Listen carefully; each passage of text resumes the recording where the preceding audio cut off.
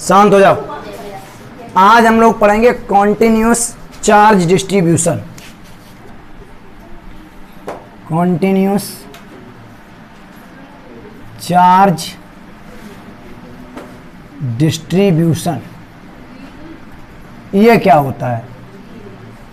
इधर देखिए, ये क्या होता है? सिंपल सी बात, कॉन्टिन्यूस चार्ज डिस्ट्रीब्यूशन। कॉन्टिन्यूस का मतलब लगातार या एक समान। कॉन्टिन्यूस का मतलब जब किसी बॉडी पर, देखना इसका हिंदी अर्थ है सतत आवेश वितरण। सतत आवेश कॉन्टिन्यूस चार्ज डिस्ट्रीब्यूशन। जैसे अभी तुमने पढ़ा कि यहाँ पर कहीं पर प्लस क्यू आवेश रखा होता था, ठीक है, कहीं एक और रखा है Q2 Q1, दो चार चार्ज रखे होते थे। तो जैसे यहाँ पर एक और रखा Q2, मान लो इनके बीच की डिस्टेंस R है, समझ रहे हो ना?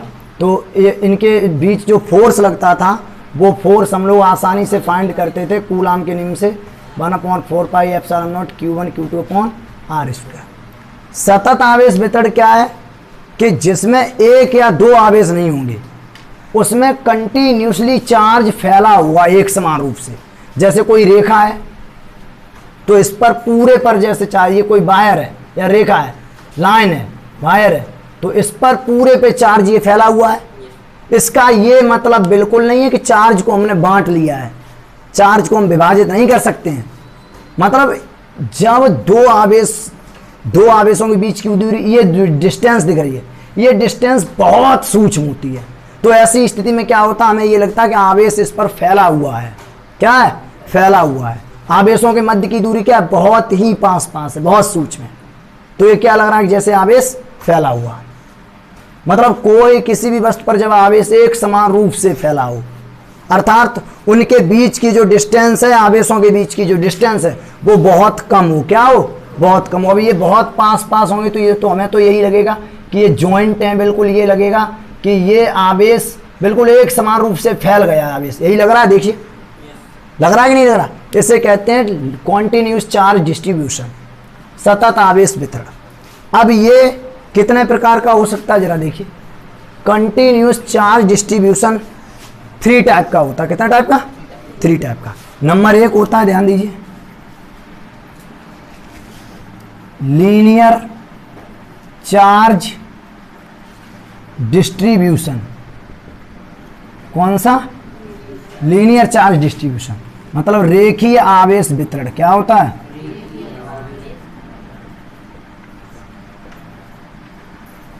यानी रेखीय आवेश वितरण क्या है? जब आवेश किसी रेखा पर मतलब जिसमें एरिया नहीं है, रेखा का मतलब उसमें एरिया किससे मिलकर बनता है? लंबाई और चौड़ाई से। लंबाई गुणा चौड़ाई बराबर एरिया।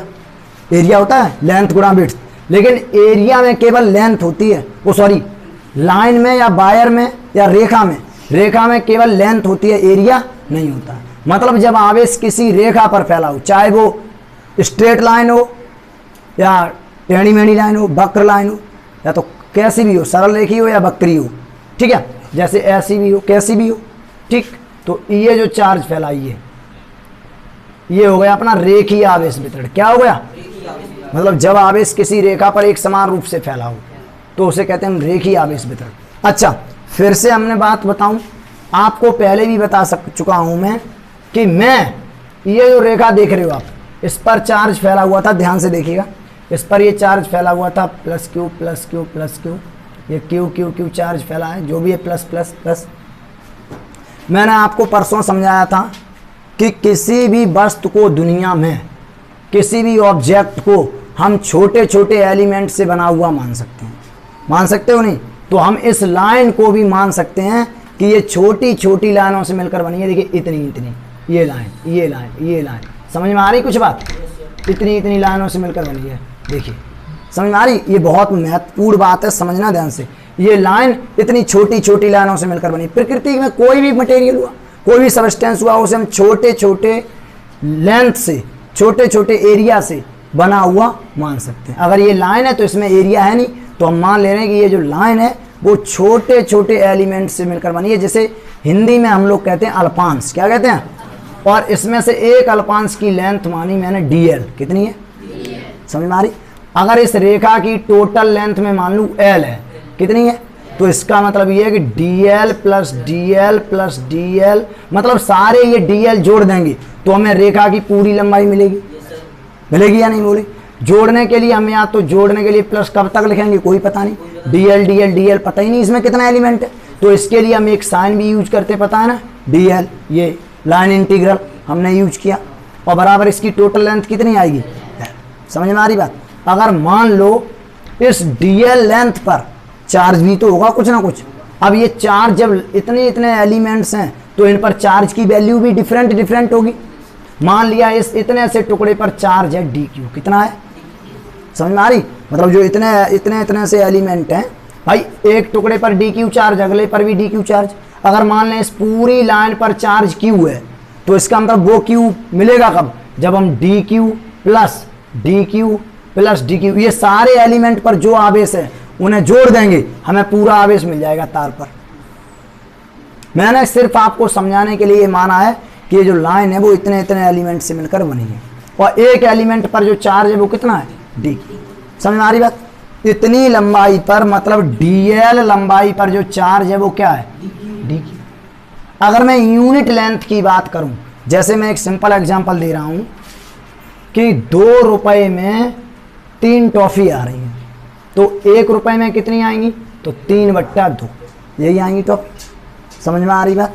तो वही चीज कि डीएल लंबाई पर, डीएल लेंथ पर चार्ज कितना है, डी क्यू है, तो यूनिट लेंथ पर आप कहोगे sir D Q by D L, यही कहोगे ना। देखिए D Q by D L, इस रेशियो को, ये जो रेशियो मिला यूनिट लेंथ पर जो चार्ज होता है यूनिट लंबाई पर, 1 मीटर लंबाई पर, समझ में आया, एकांक यूनिट, तो यूनिट लेंथ पर जो चार्ज उपस्थित होता है किसी लाइन के, किसी वायर के, यूनिट लेंथ पर जो चार्ज उपस्थित होता है उस रेशियो को हम लोग कहते हैं लीनियर चार्ज डेंसिटी, रेखीय आवेश घनत्व। उसे किससे शो करते हैं, लैम्डा से। किससे शो करते हैं, तो यहां पर लैम्डा बराबर हो गया डी क्यू बट्टे,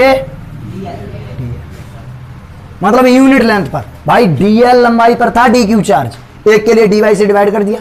अगर मैं मान लूं कि इस पूरी रेखा की लंबाई एल है, कितनी है, और पूरे पर आवेश क्यू है, तो हम ये कह सकते हैं, हम कहें 1 मीटर पर कितना होगा, तो तुम कहोगे सर क्यू लंबाई पर, ये कहोगे कि सर क्यू लंबाई पर एल आवेश है, सॉरी एल लंबाई पर क्यू आवेश है, तो 1 पर हो जाएगा क्यू बाई एल, और यही आपका लैम्डा होता है लैम्डा। तो इसमें और इसमें कोई अंतर नहीं है।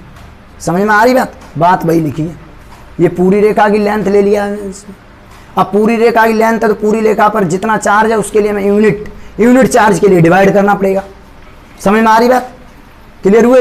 तो ये है अपना रेखीय आवेश वितरण, लीनियर चार्ज डिस्ट्रीब्यूशन। समझ में आ गया? और लीनियर चार्ज डेंसिटी क्या है, लैम्डा। लैम्डा है कि यूनिट लेंथ पर जो चार्ज होता है, यूनिट का मतलब 1 लंबाई पर, 1 मीटर पर, 1 सेंटीमीटर पर जो चार्ज होगा उसे हम लोग कहेंगे रेखीय आवेश घनत्व, लैम्डा। इतनी चीज समझ में आ रही है मैं क्या कह रहा हूं? ठीक, इसके बाद अपना जो कॉन्टिन्यूस चार्ज डिस्ट्रीब्यूशन है वो कितने प्रकार का है, 3। तो ये समझ में आ गया। नंबर 2 अपना होता है, ध्यान देना, सरफेस चार्ज डिस्ट्रीब्यूशन। क्या? Surface charge distribution. Surface charge distribution का मतलब है पृष्ठ आवेश वितरण। क्या? पृष्ठ आवेश वितरण। पृष्ठ आवेश वितरण का मतलब क्या है? पृष्ठ का मतलब कोई पेज, पृष्ठ का मतलब जिसमें एरिया हो, लेंथ भी और विड्थ भी, ठीक, लंबाई भी और चौड़ाई भी। जैसे ये एरिया है, ये एरिया है, इस पर मान लो चार्ज है positive positive positive positive positive positive, सब पे है ना। समझ में आ रही बात? इस क्षेत्रफल को क्या मैं छोटे छोटे एलिमेंट से बना हुआ नहीं मान सकता हूँ?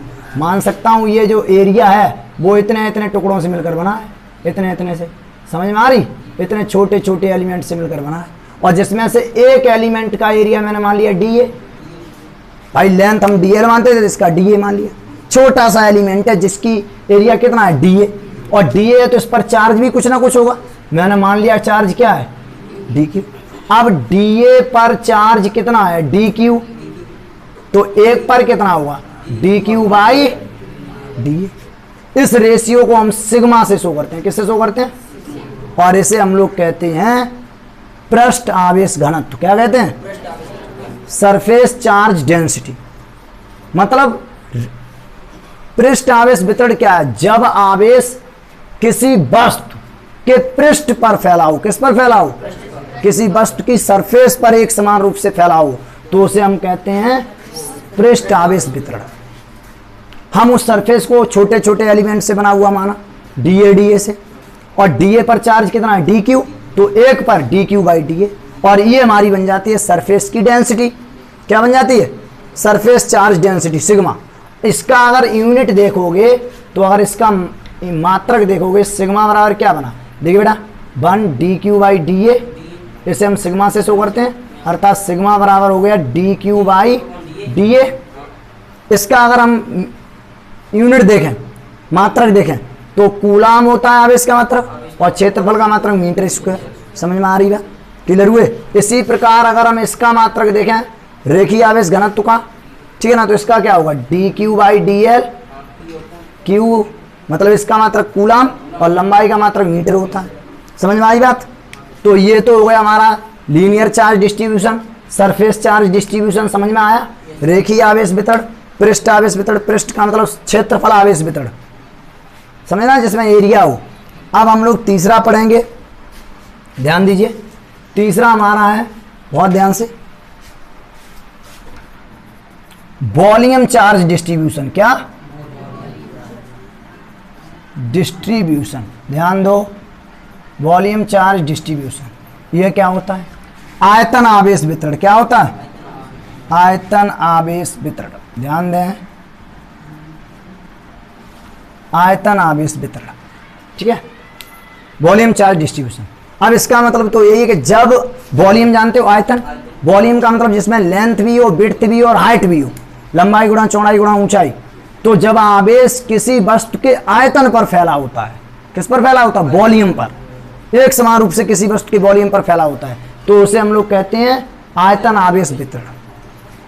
ठीक, अब वही बात, जैसे मान लो ये अपना ये घन है, ठीक है, ये तो ये घन है, क्यूब है, इस क्यूब पर चार्ज फैला हुआ है। इस क्यूब को हम छोटे छोटे वॉल्यूम से बना हुआ मान सकते हैं, छोटे छोटे।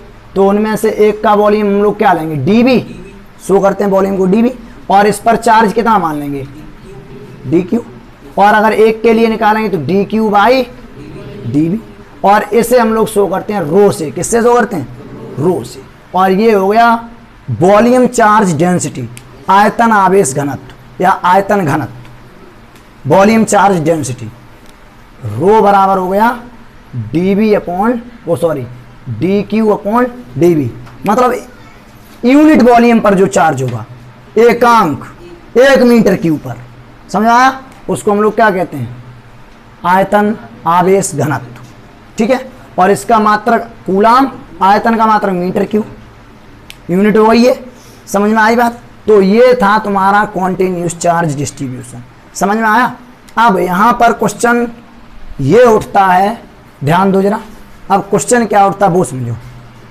अभी तक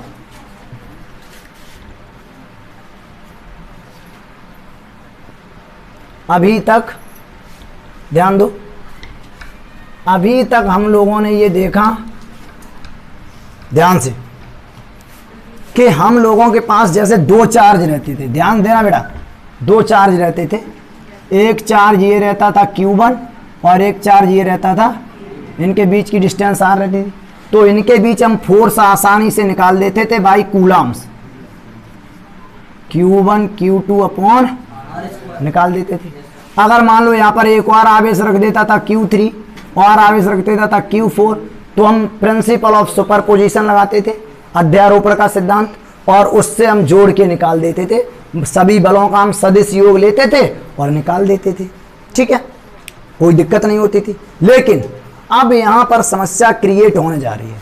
समस्या ये हो रही है कि सर अगर मान लो ये एक रेखा है और इस रेखा पर ये आवेश फैला है, इस रेखा पर आवेश फैला है और मान लो यहाँ कहीं पॉइंट एक बी है और इस पॉइंट बी पर क्यू आवेश रखा है।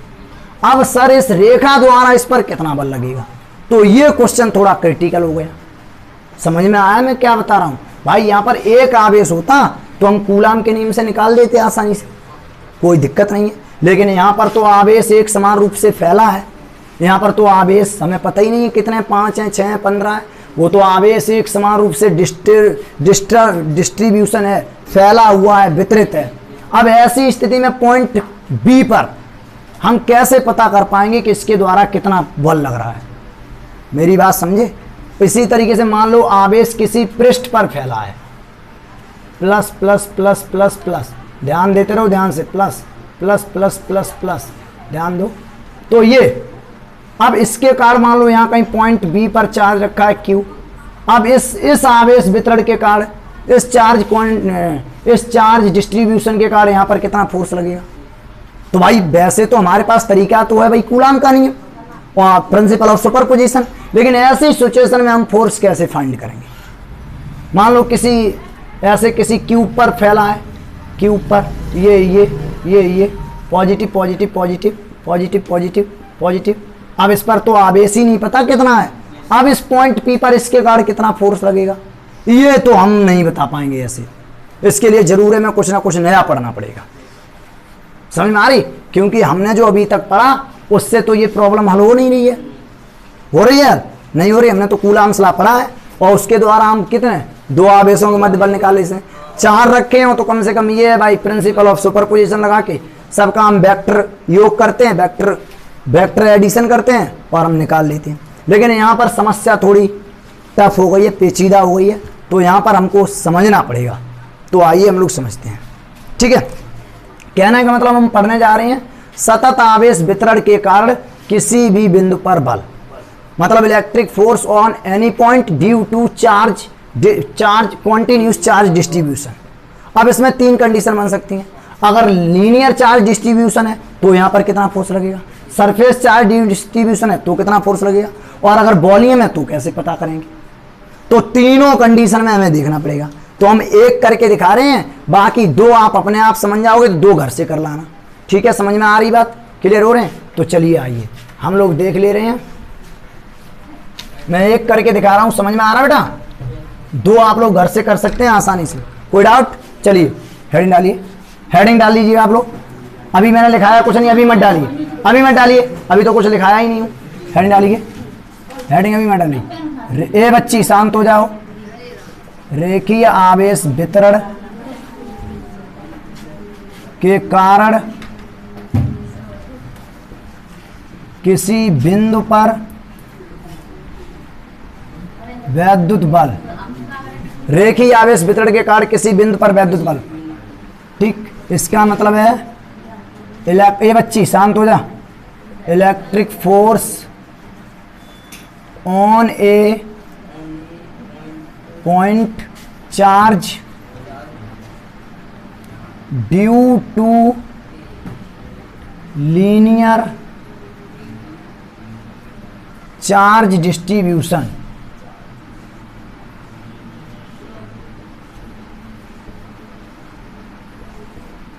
ये अपनी हेडिंग पड़ी। ठीक है, समझ आ रही बात? Electric force on a point charge due to linear charge distribution. तो चलिए हम लोग कंडीशन देख रहे हैं। देखिए ध्यान से, बोर्ड पर देखिए, ये अपनी एक रेखा है, कोई दिक्कत?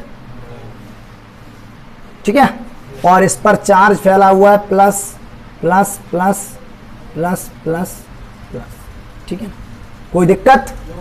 ये अपना ऑर्गन है, मूल बिंदु है। ठीक है ना, समझ में आ रही बात? और यहाँ पर कहीं पर ये पॉइंट पी है, बी है पॉइंट, और इस पर रखा है अपना क्यू आवेश। क्या रखा है?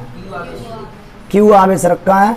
और इस क्यू आवेश पर इस लाइन के कारण कितना फोर्स लगेगा वो हम निकालने जा रहे हैं। मान लिया इस क्यू आवेश का जो यहाँ से पोजीशन वेक्टर है वो हमने मान लिया R2 है। कितना है?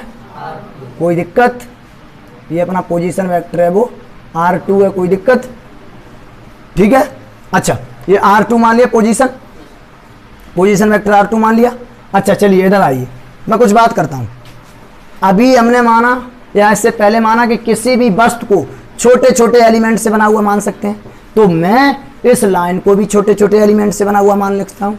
मान लिया इस लाइन पर एक एलिमेंट ये रहा, ये छोटा सा एलिमेंट रहा, और इस एलिमेंट की जो लेंथ है वो dl है। कितनी है? समझ में आ रही बात? और यहाँ पर ये पॉइंट A पर, इस पॉइंट A पर मैंने एक छोटा सा एलिमेंट मान रखा है dl। समझ में आ रही इतनी बात? और इसका पॉइंट A का जो यहाँ से, ध्यान दीजिए, पॉइंट A का जो यहाँ से पोजीशन वेक्टर है वो मैंने मान रखा है R1 वेक्टर। क्या मान रखा? R1 vector. ठीक है। अब इस पॉइंट A के कारण पॉइंट A पर यहाँ पर जो इस पर चार्ज हमने मान लिया कितना है? dq। वही पुरानी बात, dl लेंथ पर हमने dq चार्ज माना। हमने मान लिया ये जो लेंथ है, ये जो लाइन है वो इतने एलिमेंट से मिलकर बनी है, जिनमें से एक एलिमेंट हम क्या लेते हैं? dl। और dl पर चार्ज हमने कितना मान रखा है? dq मान रखा है। बात समझ में आ रही इतनी? अब ध्यान देने वाली बात, अब हमें पॉइंट B पर निकालना है फोर्स। तो पॉइंट B और पॉइंट A के बीच की डिस्टेंस पता होनी चाहिए हमें। भाई इतने से एलिमेंट के कारण मैं फोर्स निकाल रहा हूं पहले, यहाँ पर पूरी लाइन के कारण नहीं, हम छोटे से एलिमेंट के कारण। समझ में आया? और छोटे से एलिमेंट के कारण निकाल लेंगे, फिर हम उठा के इंटीग्रेशन कर देंगे, समाकलन। उस दिन आपको सिखाया था। तो ये देखिए, यहाँ से यहाँ की डिस्टेंस यही बनेगी बेटा, बनेगी। तो अगर ये डिस्टेंस निकालें तो बहुत आसान है। हम A से कहाँ पर जा रहे हैं? B पर जा रहे हैं, मतलब R12 जो पोजीशन वेक्टर होगा A से B तक का R12 होगा। हमने कूलाम के वेक्टर फॉर्म में पढ़ा था 1 से हम 2 पे जा रहे हैं, ठीक है ना। तो इधर देखिए, 1 से 2 पर जा रहे हैं, तो इनके बीच की जो है पोजीशन होगी, समझ में आ रही, जो है पोजीशन वेक्टर होगा R12 जो होगा, ध्यान दीजिए यहाँ पर R12 उनके बीच की डिस्टेंस ले रखी है। तो R12 को हम क्या लिख सकते हैं? R2 minus R1 vector. Clear है ना? R12 को कैसे लिख सकते हैं पता है आपको? पहली इनिशियल कंडीशन कहाँ थी? A पर। लास्ट कंडीशन कहाँ है? B पर। जब हम डिस्प्लेसमेंट फाइंड करते हैं तो लास्ट कंडीशन में से इनिशियल कंडीशन को घटा देते हैं। तो R2 में से किसे घटा दिया? यहाँ पर देखिए, R12 का मतलब है हम 1 से 2 पर जा रहे हैं, तो लेस करेंगे 2 में से 1 को। समझ में आ रहा है क्यों? ये चीज हम वेक्टर फॉर्म में भी बताए थे। क्लियर हो रहे हो? R2 माइनस R1, ये हमने डिस्टेंस निकाल लिया, पोजीशन वेक्टर फाइंड कर लिया A और B के बीच का। समझ में आ रही बात? कोई दिक्कत? ठीक। अब यहाँ आइए बेटा, ध्यान दो। यदि dq आवेश के कारण, पहले इतने से आवेश के कारण dq छोटा, dq आवेश के कारण बिंदु B पर रखे आवेश पर लगने वाला बल, अब बल भी हम क्या मान लेंगे? dF, छोटा सा ही फोर्स लगेगा। dF हो तो dF हो तो बाई कूलाम्स लॉ हम जानते हैं ना, आसानी से निकाल सकते हैं, 1/4 पाई एप्सिलॉन नॉट। और ये आवेश यहां पर कितना? dq इंटू Q, और अपॉन नीचे R12 का स्क्वायर होगा, R12 का स्क्वायर। ये समझ में आएगा? R12 इनके बीच की डिस्टेंस क्या है? R12 मानी ना? समझ में आया? R12 का मतलब क्या? R2 minus R1। समझ में आ रही बात? और ये तो परिमाण हुआ, ये तो मैग्नीट्यूड हुआ, इनटू डायरेक्शन। तो डायरेक्शन के लिए हम लोग क्या करते हैं? R12 पर कैप लगाते हैं। वेक्टर फॉर्म को जाके आज देखिएगा, कूलाम के नियम का वेक्टर फॉर्म, ये मैग्नीट्यूड इनटू डायरेक्शन। डायरेक्शन किधर है? 1 से 2 की हो। समझ में आ रही? कोई दिक्कत है? ठीक। अब इधर आइए, चलिए बात करिए। हमने जब कूलाम का वेक्टर फॉर्म पढ़ाया था आपको, या फर्स्ट ईयर में हम जाएं, तो हम लोग यूनिट वेक्टर क्या लिखते हैं? यूनिट वेक्टर क्या होता है? वेक्टर बट्टे मॉड बताया था, याद आ रहा है? तो इसका मतलब R12, जो R12 है, इसको हम क्या लिख सकते हैं? R12 का वेक्टर बट्टे मॉड में R1 लिख सकते हैं कि नहीं लिख सकते हैं? क्लियर हुए कि नहीं हुए? चलिए आइए, तो यहाँ पर आगे देखिए बेटा, dF बराबर हम लोग 1/4 पाई एप्सिलॉन नॉट और dq इंटू Q, और नीचे R12 का स्क्वायर इनटू, इसकी जगह ये चीज रख सकते हैं, तो क्या रख सकते हैं, देखिए r12 वेक्टर और नीचे r12 का मॉड। क्लियर हुए? इन दोनों का मल्टीप्लाई हुआ क्यू बन जाएगा। समझ में आ रही बात? चलिए इधर देखते हैं। यहाँ देखिए ध्यान से, यहाँ पर देखिए बेटा बोर्ड पर, तो डी एफ बराबर ये क्या हुआ, जरा ध्यान दीजिए, 1/4 pi epsilon naught q into d q, भाई पुरानी चीज, बट्टे r12 का ये क्या हो गया क्यू, और ये क्या हुआ r12 वेक्टर। ठीक है, समझ में आ रही बात? चलो बताइए r1, चूंकि आप जानते हो r12 बराबर क्या, r2 माइनस r1, चूंकि r12 बराबर क्या है, r2 माइनस, है ना? क्लियर है? r2 माइनस r1, और चूंकि आप जानते हो ये लीनियर चार्ज डिस्ट्रीब्यूशन है, इसलिए यहां पर लैम्डा बराबर क्या होगा, डी क्यू बट्टे, अगर मैं यहां से डी क्यू निकालूं तो डी क्यू बराबर क्या आएगा बेटा, लैम्डा इंटू डी, आया भाग वाली चीज गुणा में चलेगी।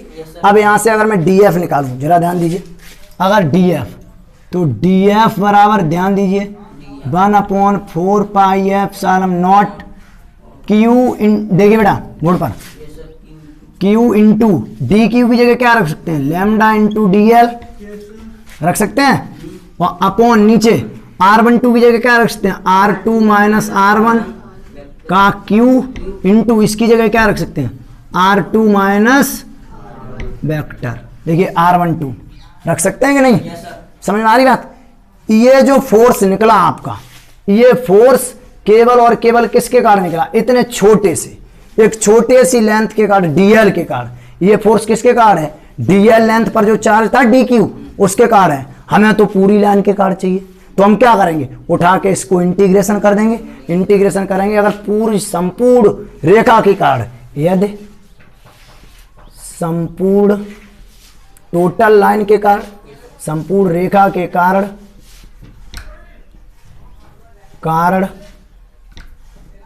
बल F लगे तो, कितना लगे, F लगे, तो जब बल F लगे तो F बराबर आप जानते हो क्या करोगे, इंटीग्रेशन डी एफ कर दिया ना भाई, इंटीग्रेशन डी एफ, और कहां तक, मान लिया इस रेखा की लेंथ L है, कोई दिक्कत? समझ में आई बात?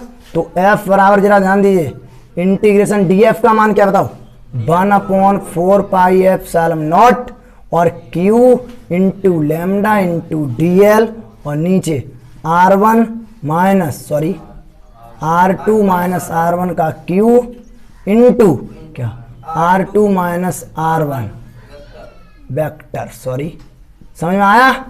क्लियर? और इंटू L, कांस्टेंट राशियों का अवकलन समाकलन होता नहीं, पता है आपको, तो इसका मतलब इंटीग्रेशन से बाहर हो जाएंगे, 1/4 पाई एफ सालम नॉट, और ये Q, ठीक है ना बेटा, और अंदर क्या बचा बताइए, अंदर बचा इंटीग्रेशन L, ये क्या बचा R2 माइनस R1 बचा ना, वेक्टर इंटू लैम्डा बचा, बट्टे R2 माइनस R1 का Q और इंटू डी एल बचा, डी एल।